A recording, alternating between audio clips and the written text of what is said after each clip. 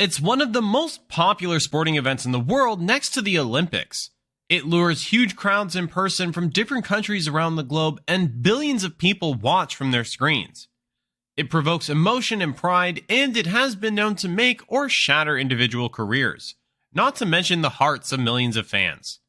When it comes to sporting events, or indeed any global events, World Cup soccer, held once every 4 years, is unrivaled in its popularity.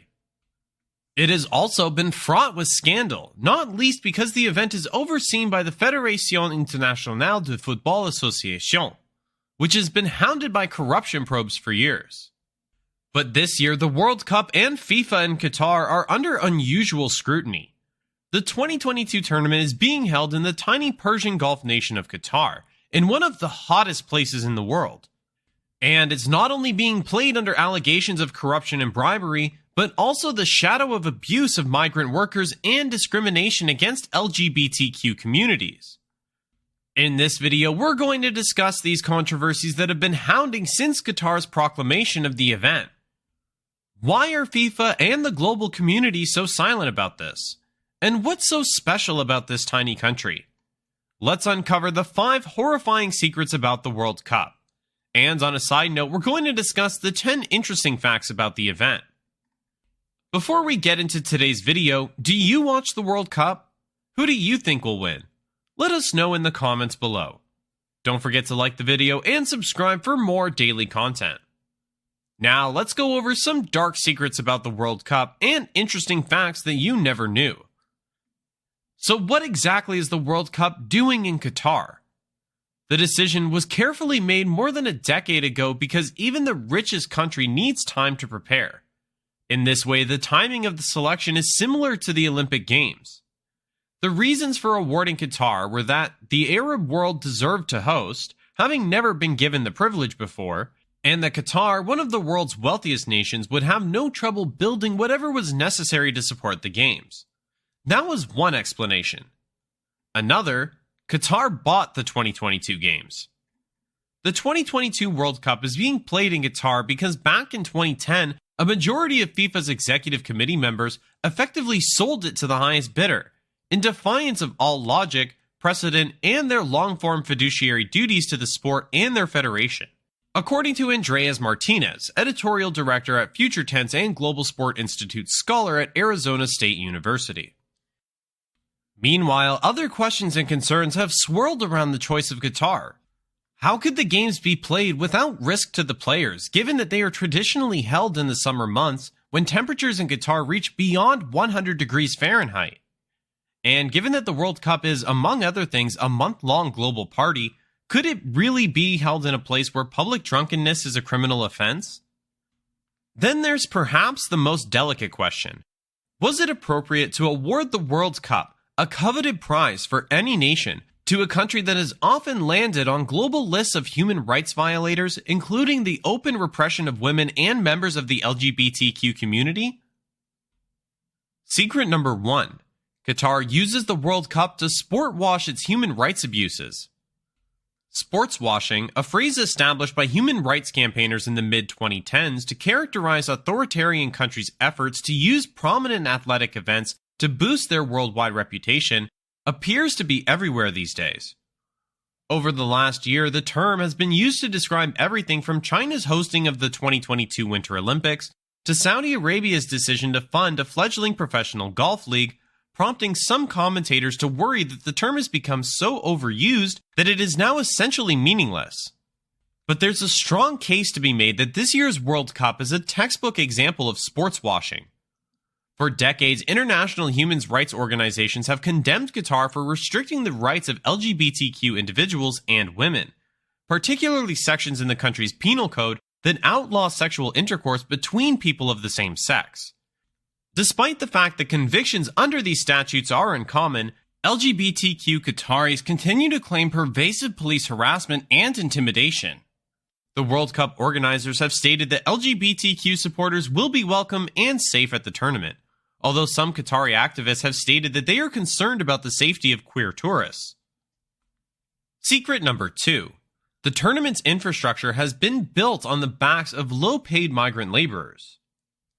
Even for resource-rich nations like Qatar, holding the World Cup is a difficult logistical task that necessitates billions of dollars in new stadiums, transportation infrastructure, and hotels to accommodate the hundreds of thousands of people that attend the event. But Qatar, which has spent nearly $220 billion on new infrastructure ahead of the tournament, has kept labor costs down by relying on an extensive and deeply exploitative network of low-wage migrant labor to prepare for the tournament.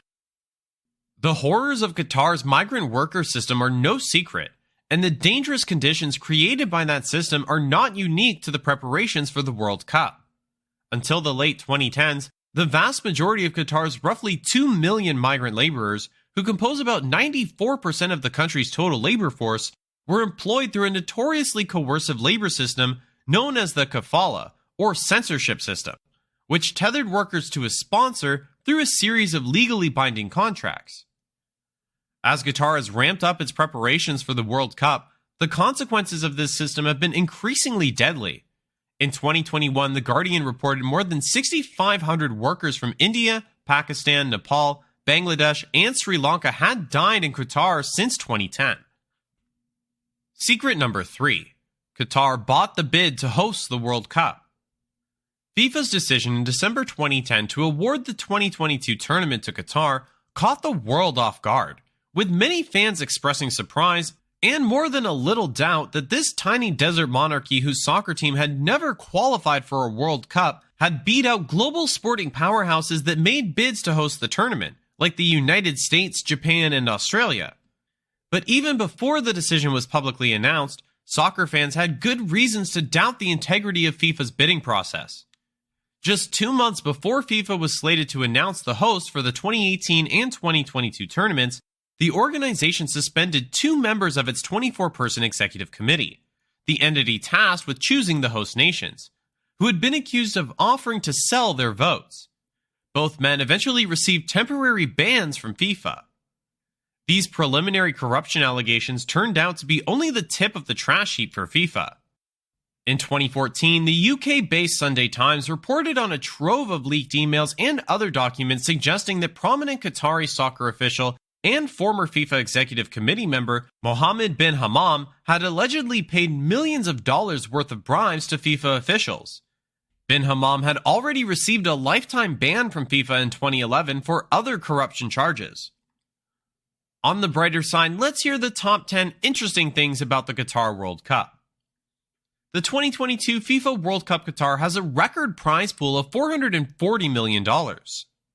The FIFA World Cup 2022 in Qatar will be the last World Cup to feature 32 teams. Starting in 2026, it was decided to increase the number of participants to 48 national teams. The logo for the 2022 FIFA World Cup is a ribbon symbolizing infinity and harmony, as well as the shape of sand dunes. The ribbon depicts traditional Arabic ornaments. The most expensive player in World Cup 2022, according to the internet portal Transfer Market, is Kylian Mbappe. His market value is £160 million. Germany's Youssoufa Moukoko, born on November 20th, 2004, will be the youngest player at the upcoming World Cup. He will be 18 on the day of the start of the World Cup 2022. The Qatar national team will play on the final stage of the tournament for the first time in its history. The team automatically qualified for the 2022 World Cup as Qatar is the host country. Only fans vaccinated against coronavirus will be able to attend World Cup 2022 matches. Before the 2022 World Cup, analysts began to use modern developments. A supercomputer has already been employed to assess the team's chances in the qualifying tournament. In addition, robots and artificial intelligence that predict the exact score of the match has been used. However, these are still predictions rather than certainties. The most money paid for a ticket in the tournament is €48,802. For the first time in history, matches will be judged by women referees. Stephanie Frappart of France, Yoshimi Yamashita of Japan, and Salima Mukansaga of Rwanda will scrutinize play. As always, thank you for watching today's video. While you're here, check out one of our other videos on screen now.